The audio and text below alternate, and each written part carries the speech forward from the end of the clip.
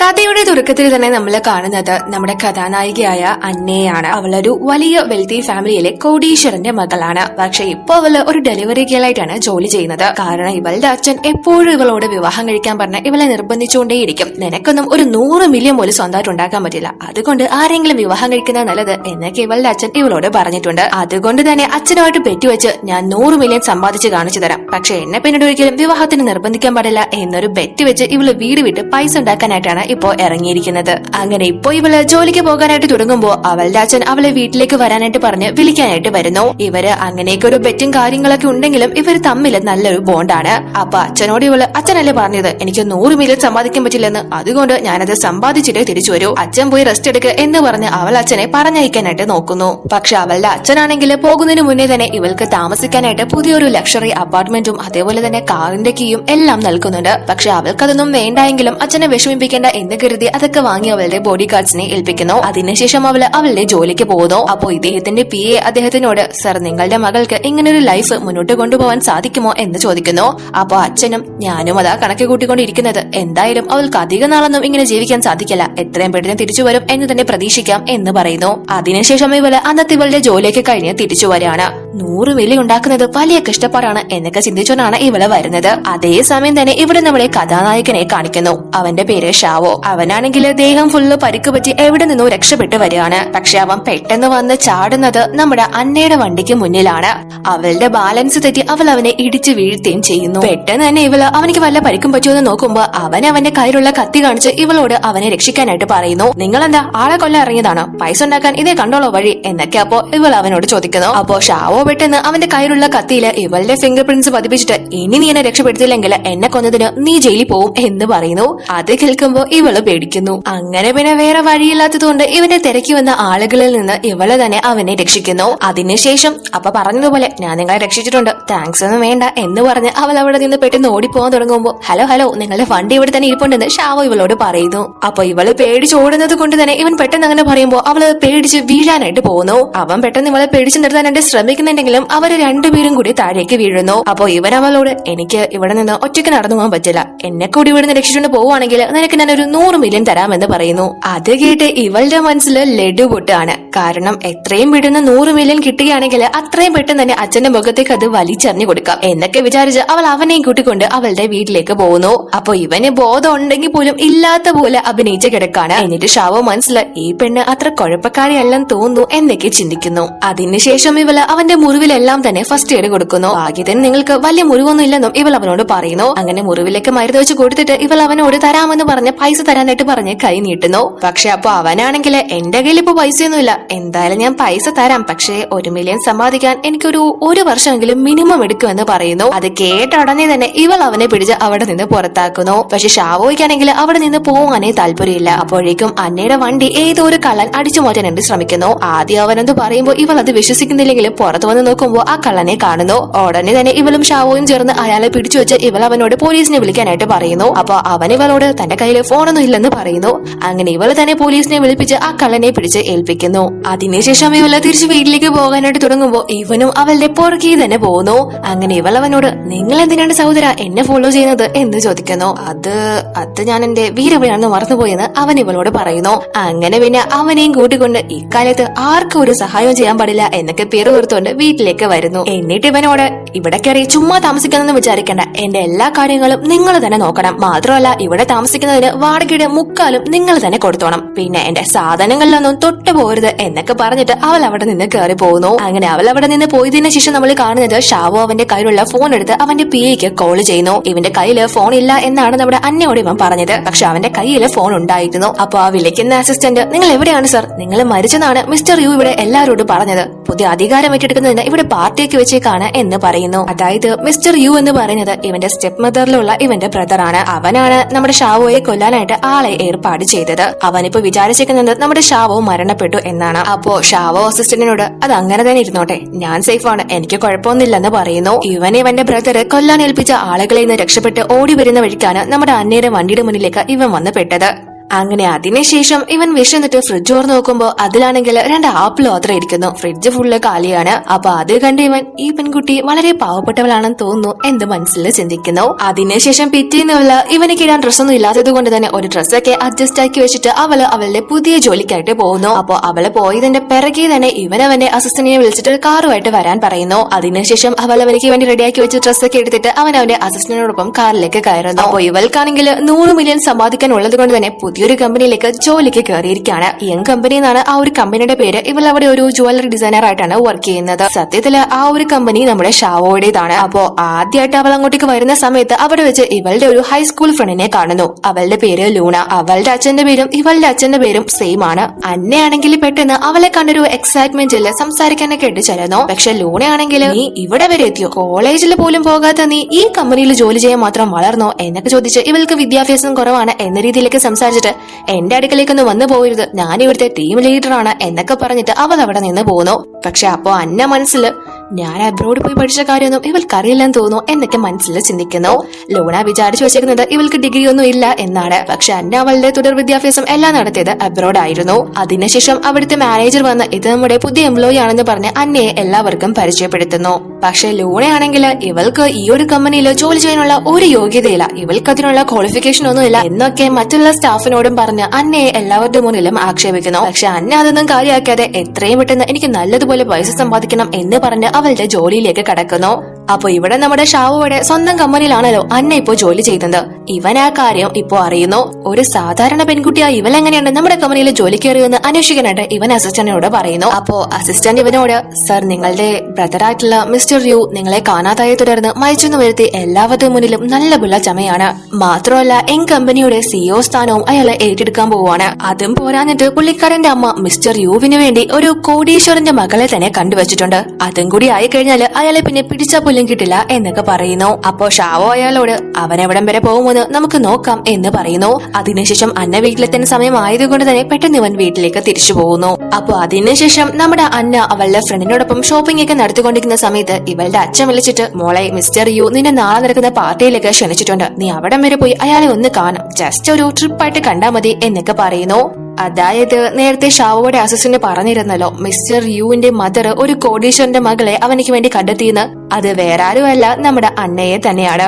ഇവൾക്കപ്പോ പോകാൻ പറ്റില്ല എന്നൊക്കെ പറയുന്നുണ്ടെങ്കിലും മോളെ, ഞാൻ അവരോട് വിവാഹക്കാര്യം ഒന്നും പറഞ്ഞു ഉറപ്പിച്ചിട്ടില്ല, നിനക്ക് ഇഷ്ടമല്ലെങ്കിൽ വേണ്ട, പക്ഷെ ഞാൻ അവരോട് എസ് പറഞ്ഞു പോയി, നീ അതുകൊണ്ട് അവിടെ വരെ ഒന്ന് പോയേ പറ്റൂ, ഇതെന്റെ അഭിമാനത്തിന്റെ പ്രശ്നമാണ് എന്നൊക്കെ പറയുന്നു. പിന്നെ വേറെ നിവൃത്തിയില്ലാത്തതുകൊണ്ട് അവളും പോകാമെന്ന് സമ്മതിക്കുന്നു. അപ്പോ ഇവള് ഫ്രണ്ടിനോട് അല്ല ഇനി എത്ര നാളാ ഞാൻ ഇങ്ങനെ പിടിച്ചു നിൽക്കാ എന്ന് ചോദിക്കുന്നു. അപ്പൊ അവളുടെ ഫ്രണ്ട് ഇവളോട് അതിനൊരു ഐഡിയ ഉണ്ട്, നീ ആരെങ്കിലും പിടിച്ചു കാണിച്ചോ നിന്നെ വിവാഹം കഴിയാന്ന് പറഞ്ഞ പോലെ എന്നിവളോട് പറയുന്നു. അപ്പോ അന്നയും അതിനെപ്പറ്റി ഒന്ന് കാര്യമായിട്ട് തന്നെ ആലോചിക്കുന്നു. അപ്പൊ ഇവിടെ ഷാവോ 2 ഷെഫിനെയൊക്കെ വരുത്തിച്ച് ഫുഡൊക്കെ ഉണ്ടാക്കി വെച്ച് നമ്മുടെ അന്നയെ വെയിറ്റ് ചെയ്തിരിക്കുകയാണ്. അവളെ വീട്ടിൽ വരുമ്പോ ഇത്രയും ഡിഷൊക്കെ കണ്ട് ഇതൊക്കെ നിങ്ങളാണ് ഉണ്ടാക്കിയത് എന്നിവനോട് ചോദിക്കുന്നു. അതേ എന്ന് അവനും തള്ളി വിടുന്നു.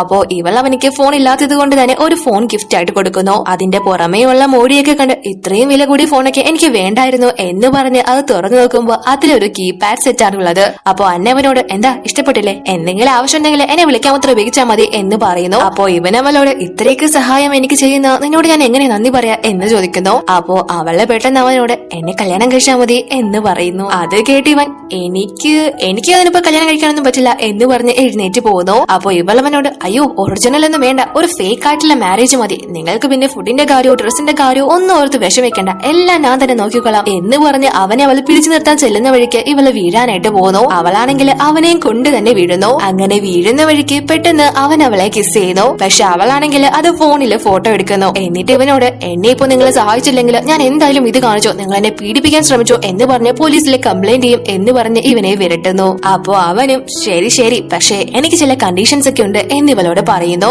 അങ്ങനെ ഇവര് രണ്ടുപേരും അവരുടെ കണ്ടീഷൻസ് ഒക്കെ പരസ്പരം പറയുന്നു. അതായത് വിവാഹിതരാണ് എന്ന് പറഞ്ഞ് ഒരു റൂമിൽ കഴിയാനൊന്നും പറ്റില്ല, അതേപോലെ തന്നെ പാരന്റ്സ് ആരെങ്കിലും വന്നു കഴിഞ്ഞാൽ പരസ്പരം ഹെൽപ്പ് ചെയ്തോണം, 1 വർഷത്തേക്കുള്ള എന്റെ മുഴുവൻ ചെലവും നീ തന്നെ നോക്കിക്കോണം എന്നൊക്കെ പറഞ്ഞ് ഒരു ലിസ്റ്റ് തന്നെ ഇവര് പരസ്പരം അങ്ങോട്ടും ഇങ്ങോട്ടും പറയുന്നു. അതിനുശേഷം അതെല്ലാം സമ്മതമാണ് എന്ന് പറഞ്ഞ് രണ്ടുപേരും ഒപ്പിട്ട് നൽകുന്നു.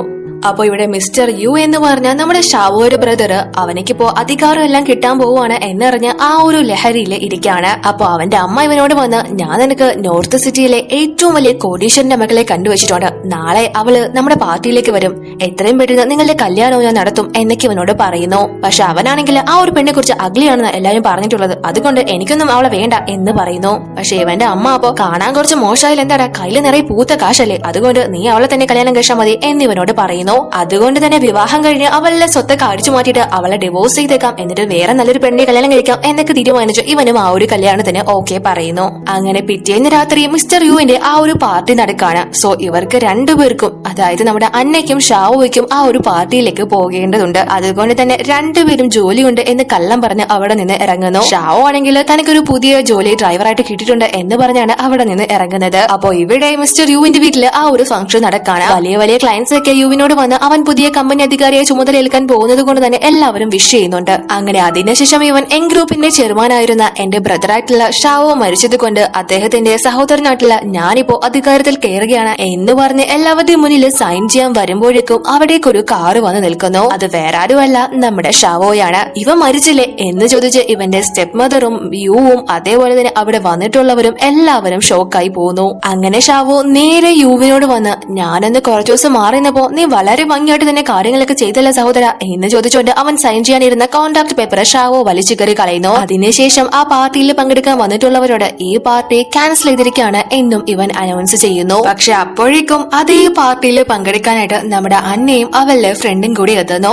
എന്നാൽ ഷാവോ ആണെങ്കിൽ ആ ഒരു സമയത്ത് മറ്റുള്ളവരുടെ സംസാരിച്ചുകൊണ്ടിരിക്കുന്ന തിരക്കിലായിരുന്നു. കാരണം അവൻ മരിച്ചെന്ന് പറഞ്ഞിട്ട് ഇപ്പൊ തിരിച്ചു വന്നേക്കാണല്ലോ, അതുകൊണ്ട് തന്നെ എല്ലാവരോടും അതിനെ പറ്റിയൊക്കെ സംസാരിച്ചുകൊണ്ട് നിൽക്കാണ്. എന്നാൽ ഇവരകത്തേക്ക് വരുന്നത് നമ്മുടെ ഷാവോയുടെ അസിസ്റ്റന്റ് കാണുന്നുണ്ട്. മിസ് അന്ന എന്താ ഇവിടെ? എന്തായാലും ഇതിപ്പോ സാറിനോട് പറയണ്ട, ഒരു സർപ്രൈസ് തന്നെ ആയിക്കോട്ടെ, രണ്ടുപേരും ഒരുമിച്ച് കണ്ടാ മതി, അങ്ങനെ ചെയ്താല് എന്റെ കഴിവ് കണ്ട് സാർ എനിക്ക് ബോണസ് എല്ലാം കൂട്ടി തന്നാലോ എന്നൊക്കെ വിചാരിച്ച് ഇവൻ ആ ഒരു കാര്യം ഷാവോയെ അറിയിക്കുന്നില്ല. അതിനുശേഷം നമ്മുടെ ഷാവോ അവന്റെ മുത്തശ്ശിയെ വന്ന് കാണുന്നു. അപ്പൊ മുത്തശ്ശി ഇവനോട് ഞാനങ്ങ് പേടിച്ചു പോയി മോനെ, ഓരോരുത്തര് നിന്നെ എങ്ങനെ കൊന്നിട്ട് സ്വത്ത് പിടിച്ചെടുക്കാം എന്ന് നോക്കി നടക്ക എന്നൊക്കെ സ്റ്റെപ്പ് മദറിനെ കുത്തി മുത്തശ്ശി സംസാരിക്കുന്നു. ഇവന്റെ സ്റ്റെപ്പ് മദർ ആണെങ്കിലും അതേപോലെ തന്നെ ഇവന്റെ ബ്രദർ ആണെങ്കിലും ഇവന്റെ മുന്നില് പത്തി താഴ്ത്തിയാണ് നിൽക്കുന്നത്. കാരണം ഇവനാണല്ലോ ആ ഒരു കുടുംബത്തിന്റെ അധികാരി എന്ന് പറയുന്നത്. ഇവനെ പിന്നീന്ന് ആക്രമിക്കാനാണ് ഇവര് നോക്കിയത്, പക്ഷെ പണി പാളി. അങ്ങനെ ഇവനപ്പോ മുത്തശ്ശിയോട് എനിക്ക് കുഴപ്പമൊന്നുമില്ല മുത്തശ്ശി എന്ന് പറഞ്ഞ് അവൻ വിവാഹിതനായ കാര്യം ഇവരോട് പറയുന്നു. പക്ഷെ അവന്റെ സ്റ്റെപ്പ് മദർ ആണെങ്കിൽ അതൊന്നും കേട്ടപാൻ പോലും നടിക്കാതെ അവിടേക്ക് നോർത്ത് സിറ്റിയിലെ കോടീശ്വരന്റെ മകൾ എത്തിയിട്ടുണ്ട് എന്ന് പറഞ്ഞ് അവളെ കാണാനായിട്ട് പോകുന്നു. അതായത് നമ്മുടെ അന്നയുടെ ഫ്രണ്ടിന്റെ അടുത്തേക്ക് അവര് വരുന്നു. അങ്ങനെ അവിടെ വെച്ച് ഷാവോ നമ്മുടെ അന്നയെ കാണുന്നു. അപ്പോ ഇവൻ പെട്ടെന്ന് അസിസ്റ്റന്റിനോട് ഇത് നീ കണ്ടില്ലായിരുന്നോ എന്ന് ചോദിക്കുന്നു. അപ്പൊ അവൻ ഷാവോയുടെ അടുത്ത് അതേ പോസ്റ്റ് ഞാൻ കണ്ടായിരുന്നു, നിങ്ങൾക്കൊരു സർപ്രൈസ് തരാന്ന് വിചാരിച്ചതാ എന്ന് പറയുന്നു. അപ്പോ ഷാവോ ഇവനോട് അതെന്തായാലും നന്നായി, നീ നിന്റെ അടുത്ത മാസത്തെ ശമ്പളം അങ്ങ് മറന്നോളാനായിട്ട് പറയുന്നു. അതിനുശേഷം ഇവൻ മുത്തശ്ശിയോട് ഇതാണ് എന്റെ വൈഫ് എന്ന് പറഞ്ഞ് അന്നയെ കാണിച്ചു കൊടുക്കുന്നു. തന്റെ കൊച്ചുമകൻ കല്യാണം കഴിച്ചതില് ഇവരും ഭയങ്കര ഹാപ്പി ആവുന്നു. അപ്പോ ഇവിടെ യു ഇവരോട് നിങ്ങളിൽ ആരാണ് മിസ്റ്റർ ജോയിയുടെ മകള് എന്ന് ചോദിക്കുന്നു. അതായത് നമ്മുടെ അന്നയുടെ അച്ഛന്റെ പേരാണ് ജോയ്, ആ ഒരു നോർത്ത് സിറ്റിയിലെ വലിയ കോടീശ്വരൻ. ഉടനെ തന്നെ അന്ന അവളുടെ ഫ്രണ്ടിനെ ചൂണ്ടിക്കാണിച്ച് ഇവളാണ് മിസ്റ്റർ ജോയിയുടെ മകൾ എന്ന് പറയുന്നു. അപ്പൊ ഇവളുടെ ഫ്രണ്ട് ഞാനോ, നീ എന്തിനാ എന്നെ പറഞ്ഞത് എന്ന് ചോദിക്കുന്നു. അപ്പൊ അന്ന ഇവളോട് നിന്റെ ബർത്ത്ഡേ ഉടനെ വരല്ലേ, ഞാൻ നിനക്ക് ഇഷ്ടപ്പെട്ട ഡോഗിനെ തന്നെ ഗിഫ്റ്റ് ചെയ്തേക്കാം, നീ എന്നെ ഇപ്പൊ ഒന്ന് സഹായിക്ക് എന്ന് പറയുന്നു. അങ്ങനെ ആ ഫ്രണ്ട് വേണം സമ്മതിച്ച് ഞാനാണ് മിസ്റ്റർ ജോയിയുടെ മകള് എന്ന് യുവിനോട് പറയുന്നു. യുവിന് ഇവളെ കാണുമ്പോൾ തന്നെ ഇഷ്ടപ്പെടുന്നു. അങ്ങനെ അവർക്ക് സംസാരിക്കാനായിട്ട് അന്ന അവിടെ നിന്ന് മാറിക്കൊടുക്കുന്നു. പക്ഷെ വന്നു പെടുന്നത് നമ്മുടെ ഷാവോയുടെ മുന്നിലാണ്. അവനവന്റെ ജോലി വേഷത്തിലാണ് ഇപ്പൊ ഇവളുടെ മുന്നിലുള്ളത്. അവനെ അവിടെ കണ്ട് നിങ്ങളിവിടെ എന്ത് ചെയ്യാണെന്ന് ഇവൾ അവനോട് ചോദിക്കുന്നു. ഞാനും അതാ നിന്നോട് ചോദിക്കുന്നത്, ഈ ഡ്രസ്സില് നീ ഇവിടെ എന്ത് ചെയ്യാന്ന് ഷാവോയും അപ്പൊ ഇവളോട് ചോദിക്കുന്നു. അപ്പൊ ഇവളെ പെട്ടെന്ന് നോർത്ത് സിറ്റിയിലെ ഏറ്റവും വലിയ കോടീശ്വരന്റെ മകളാ ആ നിൽക്കുന്നത്, അവർക്ക് ഒരു കൈസഹായത്തിന് കൂടെ വന്നതാ, നല്ല ശമ്പളം തരാമെന്ന് പറഞ്ഞു എന്നൊക്കെ പറഞ്ഞ് ഇവള് ഒപ്പിക്കുന്നു. അപ്പൊ ഇവനും അതെ ഇവിടെ പാർട്ടിയൊക്കെ നടക്കല്ലേ, അപ്പൊ മദ്യപിച്ചിട്ടൊക്കെ പോകുന്നവർക്ക് ഒരു ഡ്രൈവർ ആവശ്യമായിട്ട് വന്നാലോ എന്ന് കരുതിയ ഞാനും ഇങ്ങോട്ട് വന്നത് എന്നിവളോട് പറയുന്നു.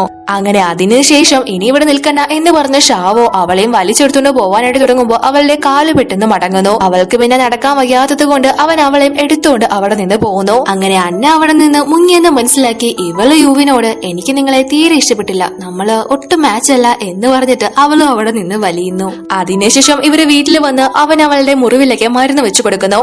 അപ്പോ ഇവളാണെങ്കിൽ അവനെ തന്നെ നോക്കി നിൽക്കുന്നത് കണ്ട് നീ എന്താ നോക്കുന്നതെന്ന് ഷാവോ അവളോട് ചോദിക്കുന്നു. നിങ്ങളുടെ സൗന്ദര്യം നോക്കിയതാണെന്ന് ഇവള് പറയുന്നു. ഓ, അപ്പോ നീ എന്റെ സൗന്ദര്യം കണ്ടിട്ടാണല്ലേ നീ എന്നെ കല്യാണം കഴിച്ചത് എന്ന് പറഞ്ഞ് ഇവര് അങ്ങോട്ടും ഇങ്ങോട്ടും തമാശയ്ക്ക് ഫൈറ്റ് ചെയ്യുന്നു. പക്ഷെ അപ്പോഴേക്കും ഇവളുടെ അച്ഛൻ വിളിച്ച് മോളെ നിനക്ക് മിസ്റ്റർ യൂബിനെ ഇഷ്ടപ്പെട്ടോ എന്ന് ചോദിക്കുന്നു. അപ്പോ ഇവള് അദ്ദേഹത്തിനോട് ഇല്ല അച്ഛാ, എനിക്ക് അയാളെ തീരെ ഇഷ്ടപ്പെട്ടില്ല, പിന്നെ മറ്റൊരു ഗുഡ് ന്യൂസ് ഉണ്ട് എന്ന് പറഞ്ഞ് ഇവളെ വിവാഹിതയായ കാര്യം അച്ഛനോട് പറയുന്നു. അപ്പോ അച്ഛൻ അത് കേട്ട് ഷോക്കായി നീ കല്യാണം കഴിച്ചോ, എനിക്ക് അത്ര വിശ്വാസം പോരാ, ഞാൻ നാളെ തന്നെ അങ്ങോട്ടേക്ക് വരുന്നുണ്ട് എന്ന് പറയുന്നു. അപ്പോ ഇവളെ ഷാവോടെ എടുത്ത് എന്റെ അച്ഛൻ നാളെ നിങ്ങളെ കാണാൻ വരുന്നുണ്ട് എന്ന് പറയുന്നു. അപ്പൊ ഉടനെ തന്നെ ഇവനാണെങ്കിൽ ഭയങ്കര ജാട ഇടുന്നു. അപ്പോ ഇവള് അവനോട് കുറച്ച് കെഞ്ചി അവനെ കൊണ്ട് സമ്മതിപ്പിക്കാനായിട്ട് ശ്രമിക്കുന്നു. അപ്പൊ അവൻ ഇവളോട് ഞാൻ സമ്മതിക്കാം, പക്ഷേ ഞാൻ എന്റെ സോക്സ് ഇതുവരെ കഴുകിയിട്ടില്ല എന്ന് പറയുന്നു. ഉടനെ തന്നെ ഇവള് കാര്യം കാണാൻ കഴുതക്കാലം പിടിക്കണം എന്നാണല്ലോ, അതുകൊണ്ട് തന്നെ പിന്നെന്താ ഞാൻ കഴുകിത്തരാം എന്ന് പറയുന്നു.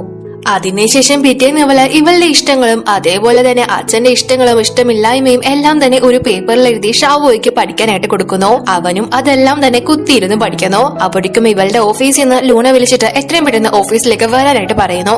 അങ്ങനെ ഇവൻ അവളോട് ഞാൻ അച്ഛൻ വരുമ്പോ നിന്നെ വിളിച്ചോളാം, നീ പോയിട്ട് വരാനായിട്ട് പറഞ്ഞ അവളെ പറഞ്ഞയക്കുന്നു. അപ്പോ ഇവള് ചെയ്ത വർക്കൊന്നും ശരിയല്ല എന്ന് പറഞ്ഞ് അന്ന അങ്ങോട്ടേക്ക് ചെല്ലുന്ന സമയത്ത് ലൂണ ഇവള് ചെയ്തു വെച്ചിരുന്ന വർക്കൊക്കെ ഇവളുടെ മുഖത്തേക്ക് വലിച്ചെറിയുന്നു. പക്ഷെ അപ്പോഴേക്കും മാനേജർ അങ്ങോട്ടേക്ക് വന്ന് ഇവിടെ എന്താ ബഹളം, ഇതെന്താ ചന്തയാണോ എന്നൊക്കെ ഇവരോട് ചോദിക്കുന്നു. കാരണം ഇയാളോട് നമ്മുടെ ഷാവോയുടെ അസിസ്റ്റന്റ് വിളിച്ചു പറഞ്ഞിട്ടുണ്ട് അവിടെ നമ്മുടെ ബോയ്സിന്റെ വൈഫ് ഉണ്ട്, അവളെ കെയർ ചെയ്യണമെന്ന്. പക്ഷെ ലൂണയുടെയും അതേപോലെ തന്നെ അന്നയുടെയും ലാസ്റ്റ് നെയിം ഒന്നായതുകൊണ്ട് തന്നെ ഇയാള് ഇവരിൽ ആരാ ബോസിന്റെ വൈഫ് എന്ന് ഡൗട്ട് ആവുന്നു. എങ്കിലും അയാള് ഒന്നും തന്നെ അവരോട് ചോദിക്കാനായിട്ട് പോകുന്നില്ല. അപ്പോ ഇവിടെ നമ്മുടെ ഷാവോ ഇവൻ ഇല്ലാതിരുന്ന സമയത്ത് ഇവന്റെ അനിയനോടൊപ്പം ചേർന്ന് ഇവനെതിരായിട്ട് പ്രവർത്തിച്ചവരൊക്കെ അവരെ നല്ലതുപോലെ തന്നെ ഭീഷണിപ്പെടുത്തി അവരുടെ ഷെയർസ് എല്ലാം തന്നെ നമ്മുടെ ഷാവോ വാങ്ങി ഇവർക്ക് നല്ലൊരു പണി തന്നെ കൊടുക്കുന്നു. അങ്ങനെ അതിനുശേഷം ഇവൻ അവിടെ നിന്ന് ഇറങ്ങി വരുമ്പോ കറക്റ്റ് നമ്മുടെ അന്നയുടെ മുന്നിൽ തന്നെ ഇവൻ ചെന്നപ്പെടുന്നു. അവളാണെങ്കിൽ അപ്പൊ അവളുടെ ഫ്രണ്ടിനോടൊപ്പം സംസാരിച്ചുകൊണ്ട് നിൽക്കായിരുന്നു. അങ്ങനെ ഇവനെ അവിടെ കണ്ട് അവനെ കൂട്ടിക്കൊണ്ട് സംസാരിക്കാനായിട്ട് വിളിച്ചുകൊണ്ട് പോകുന്നു. എന്നിട്ട് ഇവളവനോട് ഞാന് ഇവരുടെ ജോലിക്കാരിയൊന്നല്ല, ഇതെന്റെ ബെസ്റ്റ് ഫ്രണ്ട് ആണെന്ന് പറഞ്ഞ് അവനോട് ഒരു സത്യം പറയുന്നു. അപ്പോ ഇവൻ ഇവളോട് ഇവളുടെ അതേ കമ്പനിയിൽ തനിക്കും ഡ്രൈവറായിട്ട് ജോലി കിട്ടിയ കാര്യം പറയുന്നു. അവളും അത് കേട്ട് ഹാപ്പി ആവുന്നു. അതിനുശേഷം ഇവള് വീട്ടിലേക്ക് വരുമ്പോ ഇവളുടെ അച്ഛനും കറക്റ്റ് സമയം തന്നെ അങ്ങോട്ടേക്ക് വരുന്നു. വന്ന് കേറുമ്പോ തന്നെ സോഫയിലുള്ള ബെഡ് കണ്ട് കല്യാണം കഴിഞ്ഞെന്ന് പറഞ്ഞിട്ടോ നിങ്ങൾ സെപ്പറേറ്റ് ആയിട്ടാണോ കിടക്കുന്നത് എന്നിവളോട് ചോദിക്കുന്നു. അപ്പോ ഇവളെ പെട്ടെന്ന് അയ്യോ അങ്ങനെയൊന്നും അല്ല അച്ഛാ, അദ്ദേഹം ജോലി കഴിഞ്ഞ് വരുമ്പോ ചിലപ്പോ ലേറ്റ് ആവും, അപ്പോ ഇവിടെ ഇടയ്ക്ക് കിടന്നുറങ്ങുക എന്ന് പറയുന്നു. പക്ഷെ അവിടെ വല്ല നമ്മുടെ ഷാവോയുടെയും ഇവളുടെയും ഫോട്ടോ കാണുമ്പോ ഈ പയ്യനെ ഞാൻ ഇതിനു മുന്നേ എവിടെയോ കണ്ടിട്ടുണ്ടല്ലോ എന്ന് ഇദ്ദേഹം ചിന്തിക്കുന്നു. പക്ഷെ കാര്യമായിട്ട് ഒരു പിടിയും കിട്ടുന്നില്ല.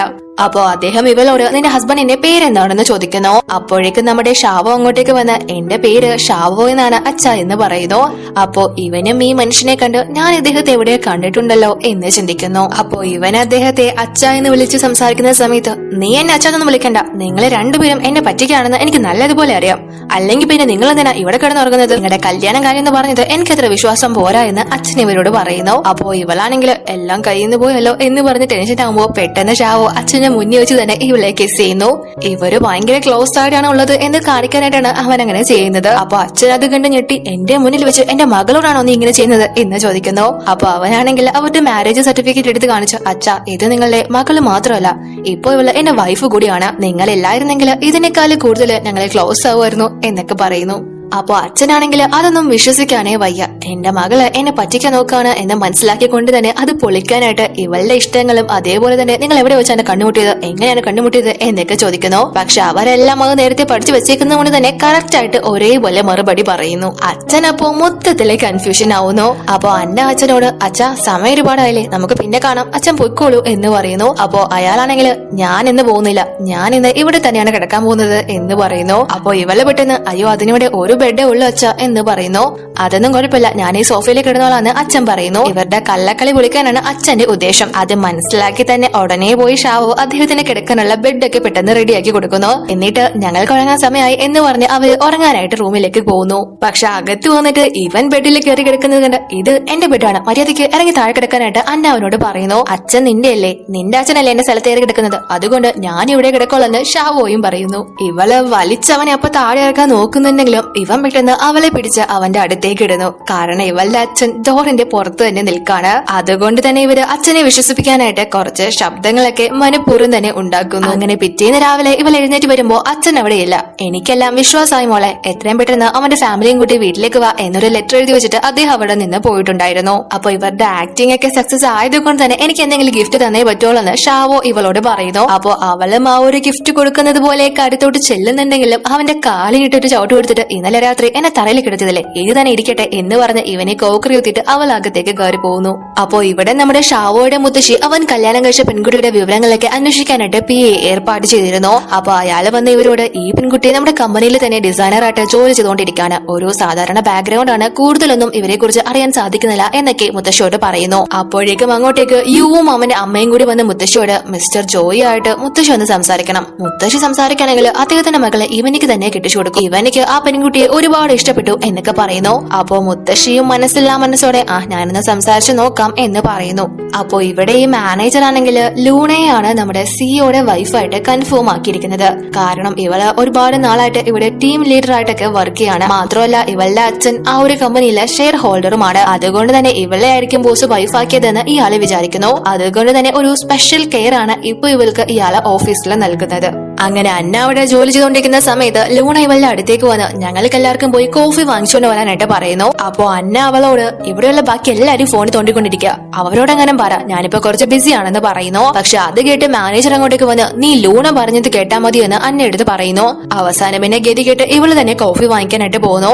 അങ്ങനെ ഇവളെല്ലാവർക്കും കോഫി വാങ്ങിച്ചു കൊടുത്തിട്ട് അതിനുള്ള പൈസ ഇവരോട് ചോദിക്കുന്നു. പക്ഷെ ആരും തന്നെ പൈസ കൊടുക്കാൻ തയ്യാറാവുന്നില്ല. ഉടനെ തന്നെ ഇവള് കൊടുത്ത കോഫി അതേപോലെ തിരിച്ചു വാങ്ങി ചോദിച്ചിട്ട് ഇനി നീയൊക്കെ പൈസ തന്നിട്ട് കുടിച്ചാൽ മതി എന്ന് അവരോട് പറയുന്നു. ആ മാനേജറിന്റെ കയ്യിൽ നിന്ന് വരെ ഇവള് കോഫി തിരിച്ചു വാങ്ങിക്കുന്നുണ്ട്. അപ്പൊ അതൊക്കെ കണ്ട് ഈ മാനേജർ അന്നയോട് ഇത് ആരാണെന്ന് അറിയാമോ, നീ ആരോടെ എങ്ങനെയൊക്കെ കാണിക്കുന്നത്, ഇത് നമ്മുടെ സിഇഒയുടെ വൈഫാണ് എന്ന് ലൂണയെ കുറിച്ച് പറയുന്നു. പക്ഷെ അന്നയ്ക്ക് അത് കേൾക്കുമ്പോൾ ചിരി വരുന്നു. നമ്മുടെ സിഇഒയ്ക്ക് കണ്ണിനെന്താ അത്രയ്ക്ക് കാഴ്ചയില്ലേ എന്ന് അന്ന അവരോട് ചോദിക്കുന്നു. അപ്പൊ അത് കേട്ട് ലൂണയ്ക്ക് നല്ല ദേഷ്യം വന്ന് അവൾ അന്നയുടെ മുഖത്ത് അടിക്കുന്നു. എന്നിട്ട് രണ്ടാമതും അടിക്കാനായിട്ട് വരുമ്പോ അന്ന അവളെ തടയുന്നു. അപ്പൊ ലൂണ ഇവളോട് നീ എന്നെ തടയാറായോ, ഞാൻ സിഇഒയുടെ വൈഫാണ് എന്ന് പറയുന്നു. ആ മാനേജർ പൊട്ടാൻ അത് അയാളുടെ വിവരമില്ലായ്മയായിട്ട് പറഞ്ഞതാണെങ്കിലും ഇവൾ അത് കാര്യമായിട്ട് എടുക്കുന്നു. കാരണം അങ്ങനെയൊക്കെ പറഞ്ഞു കഴിഞ്ഞാല് ഇവൾക്ക് കൂടുതൽ റെസ്പെക്റ്റും വാല്യൂ ഒക്കെ അവിടെ കിട്ടുമല്ലോ എന്ന് കരുതി. പക്ഷെ അപ്പോ അന്ന വിട്ടുകൊടുക്കാതെ അവൾക്ക് നല്ലത് തിരിച്ചു കൊടുക്കുന്നു. അവസാനം അവര് തമ്മിൽ നല്ല ഒരു ഫൈറ്റ് തന്നെ അവിടെ ഉണ്ടാവുന്നു. അതിനുശേഷം ആ മാനേജർ നമ്മുടെ ഷാവോയെ വിളിച്ചു നിങ്ങളുടെ വൈഫിന് ഗുരുതരമായ പരിക്ക് പറ്റിയിട്ടുണ്ട് സർ എന്ന് പറയുന്നു. ഉടനെ തന്നെ ഇവൻ അത് കേട്ട് ഹോസ്പിറ്റലിലേക്ക് എത്തുന്നു. പക്ഷെ യഥാർത്ഥത്തില് കാര്യമായ പരിക്ക് പറ്റിയിരിക്കുന്നത് നമ്മുടെ ലൂണയ്ക്കാണ്. ഇവളെയാണല്ലോ ആ മാനേജർ ഇവന്റെ വൈഫായിട്ട് തെറ്റിദ്ധരിച്ചു വെച്ചേക്കുന്നത്. അതുകൊണ്ടാണ് അങ്ങനെ ഇവനോട് വിളിച്ചു പറയുന്നത്. പക്ഷെ ഈ ഒരു ഫൈറ്റ് ഉണ്ടായത് കൊണ്ട് തന്നെ അന്നയെ ആ മാനേജർ ജോലിന്ന് പിരിച്ചുവിടുന്നു. അതിനുശേഷം ഷാവോ ഇവളെയും കൂട്ടിക്കൊണ്ട് വീട്ടിലേക്ക് വന്ന് അവളുടെ മുറിവിലേക്ക് മരുന്ന് വെച്ചു കൊടുക്കുന്നു. അപ്പോ ഇവന്റെ ആ ഒരു കെയറിംഗ് ഒക്കെ കണ്ട് അവളെ പെട്ടെന്ന് അവനിക്കൊരു കിസ് കൊടുത്തിട്ട് അകത്തേക്ക് കയറി ഓടുന്നു. പിന്നീട് നമ്മൾ കാണുന്നത് അന്ന ഒരു വലിയ ജ്വല്ലറി ഡിസൈൻ കോമ്പറ്റീഷനിൽ പങ്കെടുക്കാനായിട്ട് പോവാണ്. ഇവൾ ആദ്യമായിട്ട് നല്ല പങ്കെടുക്കുന്നത്. ഇതിനു മുന്നേ 3-4 വർഷമായിട്ട് ഇവള് മറ്റൊരു പേരില് അതായത് കോൾഡ് ഹേർട്ട് എന്ന പേരിലാണ് ഈ ഒരു കോമ്പറ്റീഷനിൽ പങ്കെടുത്തുകൊണ്ടിരുന്നത്. ഒരുപാട് ആളുകൾ ഇവളുടെ ഫാൻ ആയിട്ടുള്ളവരാണ്. അത്രയും പെർഫെക്റ്റ് ആണ് ഇവള് ജ്വല്ലറി ഡിസൈൻ ചെയ്യുന്നത്. എന്നാൽ ഇവളുടെ ഐഡന്റിറ്റി എന്താണെന്ന് ഇവള് ഇതുവരെ ആരുടെയും മുന്നിൽ വെളിപ്പെടുത്തിയിട്ടില്ല. പക്ഷെ ഇപ്പൊ ഇവള് അതിന് തയ്യാറാവുന്നു. അങ്ങനെ ഈ വർഷവും കോൾഡ് ഹേർട്ട് മത്സരിക്കാനുണ്ട്. മാത്രമല്ല അവരുടെ ഫേസും റിവീൽ ചെയ്യാൻ പോവുകയാണ് എന്നൊക്കെ ഓഫീസിലുള്ളവരും അറിയുന്നു. ലൂണയും മറ്റു സ്റ്റാഫും എല്ലാം നല്ല ത്രില്ലിലാവുന്നു. ഈ ഒരു കഥാപാത്രത്തിന്റെ വലിയൊരു ആരാധകരാണ് ഇവരെല്ലാവരും. അതേപോലെ തന്നെ നമ്മുടെ ഷാവോയും ഇവളുടെ യഥാർത്ഥ ഫേസ് കാണാനും പരിചയപ്പെടാനും ഇവന്റേതും ഒരു ഡിസൈനിങ് കമ്പനി ആയതുകൊണ്ട് തന്നെ അവരുമായിട്ട് ഒരു കോണ്ടാക്ട് വെക്കാനും ഒക്കെ ഒരുപാട് ശ്രമിച്ചിരുന്നെങ്കിലും പക്ഷെ അതൊന്നും തന്നെ നടന്നിട്ടുണ്ടായിരുന്നില്ല. അപ്പോ ഇവനും കോൾഡ് ഹേർട്ട് അവരുടെ ഐഡന്റിറ്റി വെളിപ്പെടുത്താൻ പോവുകയാണ് എന്ന കാര്യം അറിയുന്നു. അതുകൊണ്ട് തന്നെ ആ ഒരു ഫംഗ്ഷനിലേക്ക് പോകാനും തീരുമാനിക്കുന്നു.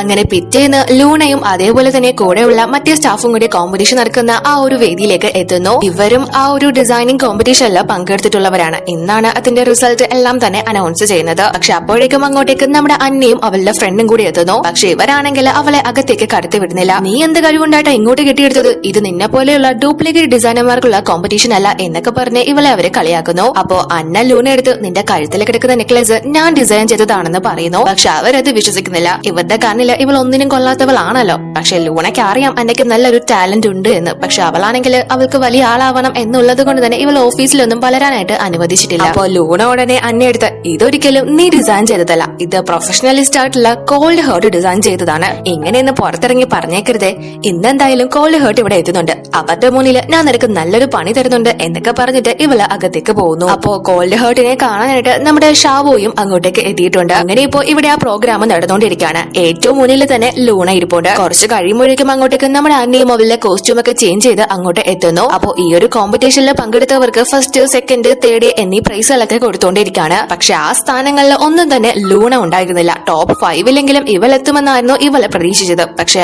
അതിലൊന്നും തന്നെ ഇവളില്ലായിരുന്നു. അതുകൊണ്ട് തന്നെ ഇവള് ഭയങ്കര ദേഷ്യത്തിലാവുന്നു. അപ്പൊ ഇവര് ഏറെ നാളായിട്ട് കാത്തിരുന്ന ഈ വർഷത്തെ വിജയിയായിട്ടുള്ള കോൾഡ് ഹേർട്ടിനെ സ്റ്റേജിലേക്ക് അവരുടെ ഐഡന്റിറ്റി റിവീൽ ചെയ്യാനായിട്ട് ക്ഷണിക്കുന്നു. കോൾഡ് ഹേർട്ട് വേറെ ആരും അല്ലല്ലോ, നമ്മുടെ അന്ന തന്നെയല്ലേ. അവള് സ്റ്റേജിലോട്ട് കയറി പോകാൻ തുടങ്ങുമ്പോ ലൂണ അവളെ പിടിച്ചു നിർത്തിട്ട് നീ എങ്ങോട്ട് കയറി പോവാ എന്ന് ചോദിക്കുന്നു. പക്ഷെ അതൊന്നും അവളെ മൈൻഡ് ചെയ്യാതെ നേരെ സ്റ്റേജിലേക്ക് പോകുന്നു. എന്നിട്ട് താനാണോ നിങ്ങൾ ഇത്രയും നാളും ആരാധിച്ചുകൊണ്ടിരുന്നതും കാണാൻ കാത്തിരുന്നതുമായ കോൾഡ് ഹേർട്ട്, എന്റെ യഥാർത്ഥ ഐഡന്റിറ്റി അന്ന എന്നാണ് എന്നൊക്കെ പറഞ്ഞ് അവളെ സ്വയം എല്ലാവരുടെ മുന്നിലും പരിചയപ്പെടുന്നു. പക്ഷെ ഇത്രയും നാളെ ഇവരെല്ലാം തേടി നടന്ന വ്യക്തി തന്റെ വൈഫ് തന്നെയാണ് എന്നറിഞ്ഞ് ഷാവോ ആകെ ഷോക്കായി പോകുന്നു. അതിനുശേഷം ആ ഒരു പ്രോഗ്രാം ഒക്കെ കഴിഞ്ഞിട്ട് ഇവളെ വല്ല ഫ്രണ്ടിനോട് പേരുന്ന ഡ്രിങ്ക്സ് കഴിച്ചുകൊണ്ടിരിക്കുകയാണ്. ഇവളാണെങ്കിൽ ഓവർ ഫിറ്റ് ആയി പോവാണ്.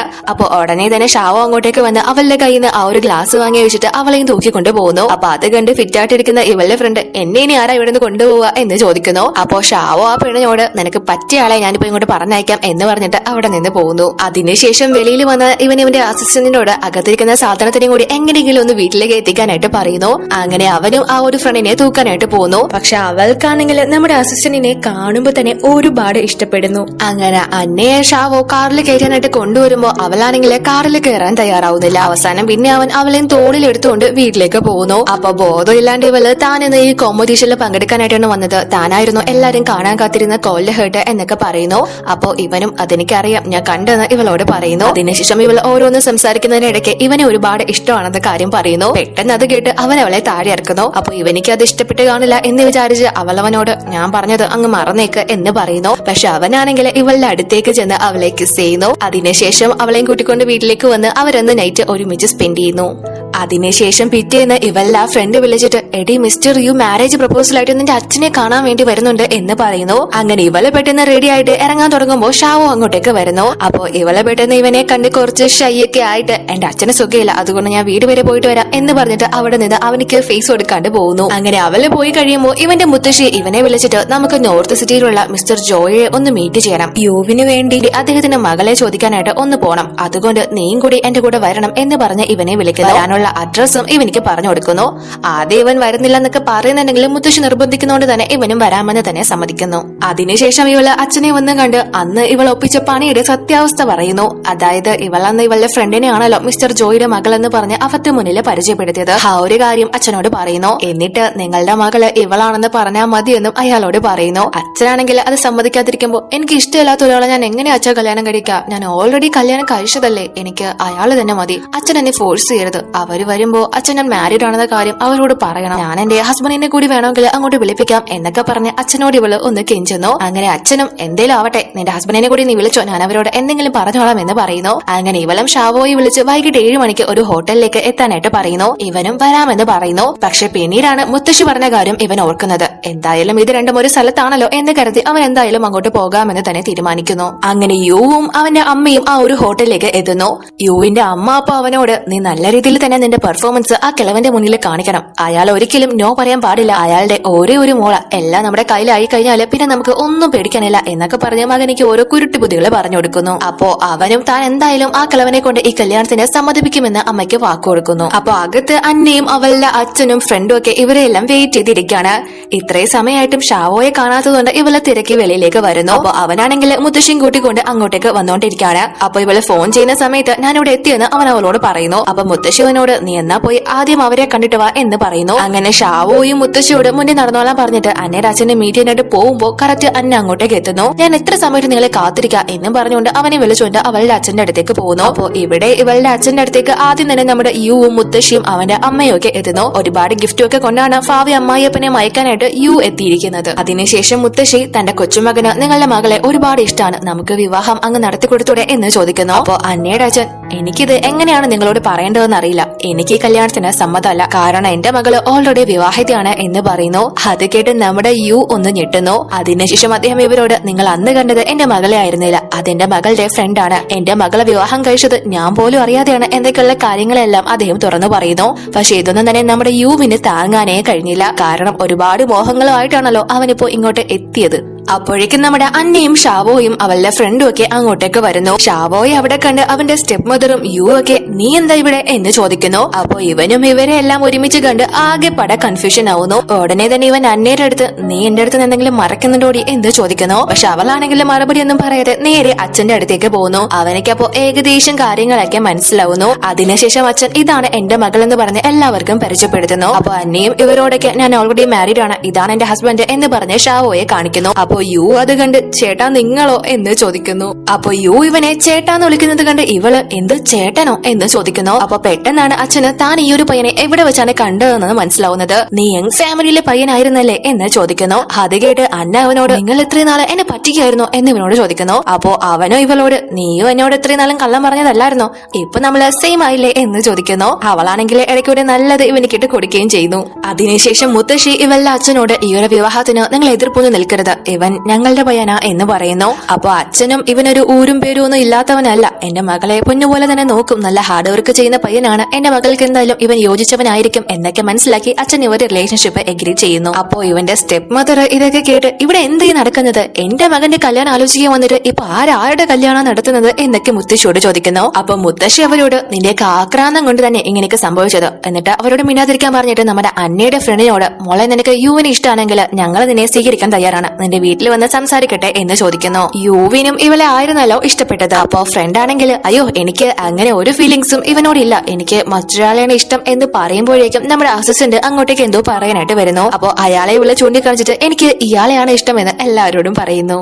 പിന്നീട് നമ്മൾ കാണുന്നത് ഓൾറെഡി യങ് കമ്പനിയിൽ നിന്ന് അന്നയും ലൂണയും നേരത്തെ വഴക്കുണ്ടാക്കിയത് കൊണ്ട് തന്നെ മാനേജറുകളെ ജോലിയിൽ നിന്ന് പുറത്താക്കിയിരുന്നല്ലോ. പക്ഷെ ഇപ്പോ ഇവള് യങ് കമ്പനിയുടെ സിയുടെ യഥാർത്ഥ വൈഫ് ആയതുകൊണ്ട് തന്നെ തന്റെ ഹസ്ബൻഡിന്റെ പവർ ഉപയോഗിച്ച് വീണ്ടും അവിടെ ജോലിക്ക് പോകാനായിട്ട് തീരുമാനിക്കുന്നു. പ്രധാന കാരണം അവിടെ ലൂണ സിയുടെ വൈഫാണ് എന്ന് പറഞ്ഞ് എല്ലാവരുടെയും മുന്നിൽ ഷൈൻ ചെയ്തുകൊണ്ടിരിക്കുകയാണല്ലോ. അങ്ങനെ ഇവള് ഭയങ്കര സ്റ്റൈലില് അങ്ങോട്ടേക്ക് എത്തുന്നു. അപ്പൊ അത് കണ്ട് മാനേജർ ഇവളോട് വന്ന് എന്താണിപ്പോ നീ ഇങ്ങോട്ടേക്ക് വന്നത് എന്ന് ചോദിക്കുന്നു. ഇവളുടെ ഐഡന്റിറ്റി ഒക്കെ ഇവർക്ക് അറിയാവുന്നത് കൊണ്ട് തന്നെ അത്ര ഉച്ചത്തിലൊന്നും അല്ല സംസാരിക്കുന്നത്. അപ്പൊ ഇവളുടനെ ഞാനിവിടെ വന്നത് നിങ്ങളുടെയൊക്കെ സിയുടെ വൈഫിനെ കാണാനായിട്ടാണ് എന്ന് പറഞ്ഞ് ലൂണയെ കുത്തുന്നു. അപ്പൊ ലൂണ ഇവളോട് നീ വലിയ ഡിസൈനർ ആണെന്ന് പറഞ്ഞ് ഇങ്ങോട്ട് കയറി വന്ന് ചിലക്കുന്നത് എന്തിനാണെന്ന് ചോദിക്കുന്നു. അപ്പോ അന്ന അവളോട് അയ്യോ നിന്റെ സിഒ ഹസ്ബൻഡ് നിന്നോടൊന്നും പറഞ്ഞില്ലേ, അദ്ദേഹമാണ് എന്നെ ഇവിടെ റിക്രൂട്ട് ചെയ്തത്, ഞാനാണ് ഇനി ഇവിടെ എല്ലാവരുടെയും തലപ്പത്തിരിക്കാൻ പോകുന്നത്, 1 മില്യൺ ആണ് എനിക്ക് ശമ്പളം എന്നൊക്കെ പറയുന്നു. അപ്പൊ അവിടെയുള്ള കൊളീഗ്സ് ഒക്കെ അന്നയ്ക്ക് അത്രയും കഴിവുള്ളത് കൊണ്ട് തന്നെ ആ ശമ്പളം അത്ര കുറവല്ല എന്ന രീതിയിൽ സംസാരിക്കുന്നു.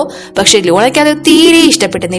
അങ്ങനെ ലൂണയാണെങ്കിൽ ഇവളോട് എന്റെ ഹസ്ബൻഡിന് എന്തോ മിസ്റ്റേക്ക് പറ്റിയതാ, നിനക്ക് ഇവിടെ ജോലിയൊന്നും ചെയ്യാൻ സാധിക്കില്ല എന്ന് പറയുന്നു. പക്ഷെ ബാക്കിയുള്ള കൊളീഗ്സ് ഒക്കെ അന്നയെ സപ്പോർട്ട് ചെയ്യുന്നു. പക്ഷെ ലൂണയാണെങ്കിൽ അന്ന എന്തോ ഉടായ്പ് കാണിക്കാണ് എന്നൊക്കെ മനസ്സിൽ വിചാരിച്ചുകൊണ്ട് ഇവളുടെ ആ ഒരു ജോയിൻ ലെറ്റർ കീറി ഇവളുടെ മുഖത്തേക്ക് എറിഞ്ഞിട്ട് നിനക്ക് ഇവിടെ ജോലിയില്ല കൂലിയില്ല, മര്യാദയ്ക്ക് ഇവിടെ നിന്ന് ഇറങ്ങി പോവാനായിട്ട് പറയുന്നു. അപ്പോ അന്നയാണെങ്കിൽ ഇവളെ നല്ല പുച്ഛത്തിൽ നോക്കുമ്പോൾ അത് കണ്ട് ലൂണയ്ക്ക് നല്ല ദേഷ്യം വന്ന് ഇവളെ തല്ലാനായിട്ട് വരുന്നു. പക്ഷെ കറക്റ്റ് തന്നെ നമ്മുടെ ഷാവോ അങ്ങോട്ടേക്ക് എത്തുന്നു. അപ്പൊ ഉടനെ തന്നെ അവിടുത്തെ സ്റ്റാഫ് പെണ്ണ് നിങ്ങളുടെ വൈഫിനെ ഈ അന്ന ടോർച്ചർ ചെയ്യാണ് സർ എന്നൊക്കെ പറയുന്നു. അപ്പൊ മാനേജറും അന്നയെ നമ്മൾ ഇവിടെ നിന്ന് പുറത്താക്കിയതാണ്, പക്ഷെ അവള് വീണ്ടും നിങ്ങളുടെ പേര് ഉപയോഗിച്ച് അകത്ത് കയറിയിരിക്കുകയാണ്, ഇവള് നിങ്ങളുടെ വൈഫിനെ അപമാനിച്ചു എന്നൊക്കെ പറയുന്നു. അപ്പൊ ആ സ്റ്റാഫ് പെണ്ണ് ലൂണനെടുത്ത് നിങ്ങളുടെ ഹസ്ബൻഡിനോട് കാര്യങ്ങൾ തുറന്നു പറ എന്നൊക്കെ പറയുന്നു. പക്ഷെ അവളാണെങ്കിൽ ഒന്നും മിണ്ടാതെ നിൽക്കാണ്, കാരണം അതവളുടെ ഹസ്ബൻഡ് അല്ലെന്ന് അവൾക്ക് നല്ലതുപോലെ തന്നെ അറിയാലോ. ഉടനെ തന്നെ ഷാവോ നിങ്ങളോടൊക്കെ ആരാ ഇവളെന്റെ വൈഫാണെന്ന് പറഞ്ഞതെന്ന് ചോദിക്കുന്നു. ഇത് നിങ്ങളുടെ വൈഫല്ലേ എന്ന് മാനേജർ ഷാവോയുടെ അടുത്ത് ചോദിക്കുന്നു. അപ്പോ ഷാവോയുടെ അസിസ്റ്റന്റ് ഞാൻ നിനക്കൊരു ക്ലൂ തന്നതല്ലേ, മിസ് അന്നയാണ് ഇദ്ദേഹത്തിന്റെ വൈഫ് എന്ന കാര്യം പറയുന്നു. ലൂണ അത് കേട്ട് നീയോ എന്ന് ചോദിച്ച് ഞെട്ടുന്നു. അപ്പോ ഷാവോ എല്ലാവരോടും എന്റെ വൈഫിനെ അപമാനിച്ചതുകൊണ്ട് തന്നെ നിങ്ങൾ എല്ലാവരും ഞാൻ ജോലിയിൽ നിന്ന് പിരിച്ചുവിടാണെന്ന് പറയുന്നു. അപ്പോ എല്ലാവരും ലൂണയ്ക്ക് നേരെ തിരിയുന്നു. ഇവളാണ് സർ, ഇവളാണ് ഞങ്ങളുടെ കള്ളം പറഞ്ഞത് എന്നൊക്കെ പറഞ്ഞ് ലൂണ എല്ലാരും കൂടി ചേർന്ന് കുറ്റപ്പെടുത്തുന്നു. പക്ഷെ ഷാവോ അവരെല്ലാം അവിടെ നിന്ന് പിടിച്ചു പുറത്താക്കുന്നു. എന്നിട്ട് അന്നയും കൂട്ടിക്കൊണ്ട് അവിടെ നിന്ന് പോകുന്നു. പിന്നീട് നമ്മൾ കാണുന്നത് ഷാവോ ആണെങ്കിൽ അന്നയ്ക്ക് ഒരു സർപ്രൈസ് പ്രപ്പോസൽ കൊടുക്കാനായിട്ട് തീരുമാനിക്കുന്നു. അതിനായിട്ട് കേക്കിൽ റിംഗ് ഒക്കെ സെറ്റ് ആക്കി വെക്കാനായിട്ട് അവൻ പറഞ്ഞേൽപ്പിക്കുന്നു. അവന്റെ അസിസ്റ്റന്റും അപ്പൊ അങ്ങോട്ടേക്ക് വന്ന് ബോസ് എല്ലാം സെറ്റ് ആയിട്ടുണ്ട്, നിങ്ങൾ മാഡത്തിന് ഇനി പ്രപ്പോസ് ചെയ്താൽ മതി, ഫയർ വർക്സ് ഒക്കെ റെഡിയാണ് എന്ന് പറയുന്നു. അപ്പോ ഷാവോനോട് വയലിൻ വായിക്കാനുള്ള ആളെത്തിയോ എന്ന് ചോദിക്കുന്നു. അയാൾ ഓൺ ദ വേ ആണെന്ന് അസിസ്റ്റന്റും പറയുന്നു. അപ്പോഴേക്കും അങ്ങോട്ടേക്ക് നമ്മുടെ അന്ന എത്തുന്നു. ഇവൻ പ്രപ്പോസ് ചെയ്യും എന്നൊക്കെ വിചാരിച്ച് ഒരു എക്സൈറ്റ്മെന്റിൽ ഇരിക്കുകയാണ്. പക്ഷെ അവൻ വലിയ മൈൻഡൊന്നും കാണിക്കുന്നില്ല. അപ്പോ ഇവിടെ അസിസ്റ്റന്റ് ആ വയലിൻ വായിക്കാനുള്ള ആളെ വെയിറ്റ് ചെയ്ത് നിൽക്കാണ്. എന്നിട്ട് വേണം അവർക്ക് അവിടെ പരിപാടി തുടങ്ങാൻ. അപ്പോഴേക്കും അങ്ങോട്ടേക്ക് വയലിൻ വായിക്കേണ്ട ആ ആള് എത്തുന്നു. അത് വേറെ ആരും ആയിരുന്നില്ല, നമ്മുടെ ഷാവോയുടെ എക്സ് ഗേൾഫ്രണ്ട് ആണ്. അവളുടെ പേര് ലില്ലി. അവളാണെങ്കിൽ ഷാവോ വീണ്ടും ഒരു റിലേഷൻഷിപ്പിലാണെന്ന് അറിഞ്ഞിട്ട് അത് കുളം തോണ്ടാനായിട്ടാണ് വന്നേക്കുന്നത്. അപ്പൊ ഇവളെ ഇവിടെ കണ്ട അസിസ്റ്റന്റ് നീ എന്തിനാണ് ഇവിടെ വന്നതെന്ന് ചോദിക്കുന്നു. അപ്പൊ ലില്ലി ഉടനെ എന്റെ എക്സ് ബോയ് ഫ്രണ്ടിന്റെ പ്രപ്പോസൽ ഫംഗ്ഷനിൽ ഞാൻ തന്നെയല്ലേ വയലിൻ വായിക്കാൻ ഏറ്റവും ബെറ്റർ എന്ന് ചോദിക്കുന്നു. അപ്പൊ അസിസ്റ്റന്റ് ഇതെങ്ങാനും ബോസ് അറിഞ്ഞാല് എന്നെ എന്തായാലും ജോലിയിൽ നിന്ന് പിരിച്ചുവിട്ടത് തന്നെ. ഇനിയിപ്പോ കറക്റ്റ് സമയത്ത് ഞാൻ വയലിൻ വായിക്കാൻ ആളെ എവിടെ നിന്നാ പോയി തപ്പുക എന്നൊക്കെ മനസ്സിൽ വിചാരിച്ചുകൊണ്ട് നിങ്ങൾക്ക് മാസ്ക് ഇട്ട് പെർഫോം ചെയ്യാൻ സാധിക്കോ, എക്സ്ട്രാ ഞാനൊരു 50,000 രൂപ തരാം, പറ്റുമോ എന്ന് ചോദിക്കുന്നു. അപ്പോ അതിന് ലില്ലിയും നിങ്ങൾ പേടിക്കേണ്ട, 5 വർഷമായില്ലേ അതൊക്കെ കഴിഞ്ഞിട്ട്, ഞാൻ ഓൾറെഡി അതെല്ലാം മറന്നു, ഞാൻ മാസ്ക് ഇട്ടോളാം, ഞാൻ അവരെ ബുദ്ധിമുട്ടിക്കില്ല എന്നൊക്കെ പറഞ്ഞ് ഇവള് ഓക്കെ പറയുന്നു. അപ്പൊ ഇവിടെ അന്ന ഫുഡ് കഴിച്ചുകൊണ്ടിരിക്കുമ്പോ ഫുള്ള് ടെൻഷനിലാണ്. ഞാൻ വിചാരിച്ച പോലെ പുള്ളി എന്നെ പ്രപ്പോസ് ഒന്നും ചെയ്യുന്നില്ലേ, ഒരു ഗിഫ്റ്റ് പോലും തന്നില്ലല്ലോ എന്നൊക്കെ ചിന്തിക്കുന്നു. അങ്ങനെ അവള് കേക്ക് കഴിച്ചുകൊണ്ടിരിക്കുന്ന സമയത്ത് കറക്റ്റ് അവളുടെ വായില് ആ ഒരു റിങ് കിട്ടുന്നു. അവളും ഭയങ്കര ഹാപ്പി ആവുന്നു. അങ്ങനെ ഷാവോയും ആ ഒരു റിങ് ഇട്ട് അവളെ പ്രപ്പോസ് ചെയ്യാനായിട്ട് തുടങ്ങുന്നു. പക്ഷെ അപ്പോഴേക്കും അങ്ങോട്ടേക്ക് വയലിൻ വായിച്ചുകൊണ്ട് വരുന്ന ലില്ലി അത് നല്ല രീതിയിൽ തന്നെ കുളമാക്കുന്നു. അവളിട്ടിരിക്കുന്ന മാസ്കും എടുത്തു മാറ്റുന്നു. അവളെ കണ്ട് ഷാവോയുടെ എല്ലാ മൂടും പോകുന്നു. അതിനുശേഷം ലില്ലി ഓരോന്ന് പറഞ്ഞ് ഇവരുടെ റിലേഷൻഷിപ്പ് തകർക്കാനായിട്ട് ശ്രമിക്കുന്നുണ്ടെങ്കിലും ലില്ലിയുടെ മുന്നിൽ വെച്ച് തന്നെ ഷാവോ ഞാൻ നിന്നെ ഒരുപാട് സ്നേഹിക്കുന്നുണ്ട് എന്ന് പറഞ്ഞ് ആ ഒരു റിങ് അന്നയുടെ കയ്യിൽ ഇട്ടുകൊടുക്കുന്നു. അതൊട്ടും തന്നെ ലില്ലിക്ക് ഇഷ്ടപ്പെടുന്നില്ല. അതിനുശേഷം ഷാവോ അവളെയും കൂട്ടിക്കൊണ്ട് അവിടെ നിന്ന് മടങ്ങുന്നു. ഇവന്റെ എക്സ് ആയിട്ടുള്ള ലില്ലി ആ ഒരു ഇവരുടെ ഫംഗ്ഷൻ കോളമാക്കിയപ്പോ അന്ന അവിടെ വെച്ച് ഒന്നും പ്രതികരിച്ചില്ലെങ്കിലും ഇപ്പൊ ഇവനോട് മിണ്ടുന്നില്ല. അതുകൊണ്ട് തന്നെ അവനോട് പിണങ്ങിയപ്പോ ഓരോന്ന് പിറുപിറുത്തുകൊണ്ട് അവളുടെ പഴയ ജോലിയിലേക്ക് പോവാണ്. പക്ഷെ ഷാവോ പുറകെ തന്നെ വന്ന് ഇവളെ എങ്ങനെയൊക്കെയോ ഒന്നും രണ്ടും പറഞ്ഞ് കാറിൽ കയറ്റുന്നു. ഇവനിക്ക് ഇങ്ങനെ ഒരു എക്സ് ഉണ്ട് എന്ന കാര്യമൊന്നും ഇവളോട് പറഞ്ഞിട്ടില്ലല്ലോ, സോ അതിന്റെ ഒരു കലിപ്പാണ്. അതുകൊണ്ട് തന്നെ ഷാവോ ഇപ്പോ ഇതെല്ലാം ഇവളോട് തുറന്നു പറയുന്നു. 5 വർഷം മുന്നേ ഞങ്ങൾ റിലേഷൻഷിപ്പിലായിരുന്നു, പക്ഷെ അന്ന് എന്റെ കമ്പനി നല്ല രീതിയിൽ തന്നെ വളർന്നു നിന്നിരുന്ന സമയമായിരുന്നു. എന്നാൽ അത് അധിക സമയം നീണ്ടു നിന്നില്ല. എനിക്കൊരു തകർച്ച ഫേസ് ചെയ്യേണ്ടി വന്നു. ഒരു പൈസയും കയ്യിലായിരുന്ന സമയത്ത് ഇവൾ എന്നെ വേണ്ടാന്ന് പറഞ്ഞ് എന്നെ ഉപേക്ഷിച്ചു പോയതാണ്. പക്ഷെ പിന്നീട് ഞാൻ അതിൽ നിന്നൊക്കെ റിക്കവർ ആയി എന്റെ കയ്യിൽ പൈസ വന്നപ്പോ ഇവളെ തിരിച്ചു വരാനായിട്ട് ശ്രമിച്ചെങ്കിലും പക്ഷെ ഞാൻ അവളെ എന്നെ 7 അകലത്ത് പോലും അടുപ്പിച്ചിട്ടില്ല. ഞാൻ ബ്ലോക്ക് ആക്കുന്നതിനനുസരിച്ച് അവൾ എനിക്ക് പലപ്പോഴും പല നമ്പറിൽ നിന്നും മെസ്സേജ് അയക്കാറുണ്ട്. ഞാൻ അതിനൊന്നും റിപ്ലൈ കൊടുക്കാനേ പോയിട്ടില്ല എന്നൊക്കെ പറഞ്ഞ് ആ മെസ്സേജ് ഒക്കെ ഇവളെ അവൻ കാണിക്കുന്നു. അവളും അതൊക്കെ കാണുമ്പോ കുറച്ച് തണുക്കുന്നു. പിന്നീട് നമ്മൾ കാണുന്നത് ലില്ലി അന്നയെ വിളിപ്പിച്ച് 5 മില്യൺ ഞാൻ നിനക്ക് തരാം, നീ ഷാവോയെ ഉപേക്ഷിച്ചിട്ട് പോകണം എന്ന് പറയുന്നു. പക്ഷെ ഇവളാണെങ്കിൽ അതിന് തയ്യാറാവുന്നില്ല. അപ്പോ ലില്ലി ഇവളോട് ഷാവോ ഇപ്പോഴും എന്നെയാണ് സ്നേഹിക്കുന്നത് എന്നൊക്കെ പറഞ്ഞ് ഓരോന്ന് തള്ളിവിടുന്നു. അപ്പോ അന്ന ഉടനെ അവിടെ മറഞ്ഞു നിന്ന് ഷാവോറെ എടുത്ത് നിങ്ങൾ കേട്ടില്ലേ നിങ്ങൾ എക്സ് ലവർ പറഞ്ഞത് എന്ന് ചോദിക്കുന്നു. അപ്പോഴേക്കും ഷാവോ അങ്ങോട്ടേക്ക് വരുന്നു. അപ്പോ ഇവളോടനെ അവനോട് നിങ്ങൾക്ക് എന്നെയാണോ ഇഷ്ടം അതോ ഇവളെയാണോ ഇഷ്ടം, ഇപ്പൊ തീരുമാനിക്കണം എന്ന് പറയുന്നു. അപ്പോ ഷാവോ ഇവളുടെ അടുത്ത് എനിക്ക് എന്നെക്കാളും കൂടുതൽ നിന്നെ തന്നെ ഇഷ്ടം, അത് എന്നും അങ്ങനെ തന്നെ ആയിരിക്കും എന്ന് പറഞ്ഞ് ലില്ലിയുടെ മുന്നിൽ വെച്ച് തന്നെ ഷാവോ അന്നയെ കിസ് ചെയ്യുന്നു. അതോടുകൂടി ഒരു ഹാപ്പി എൻഡിങ്ങിൽ ഈ ഡ്രാമ അവസാനിക്കുന്നു.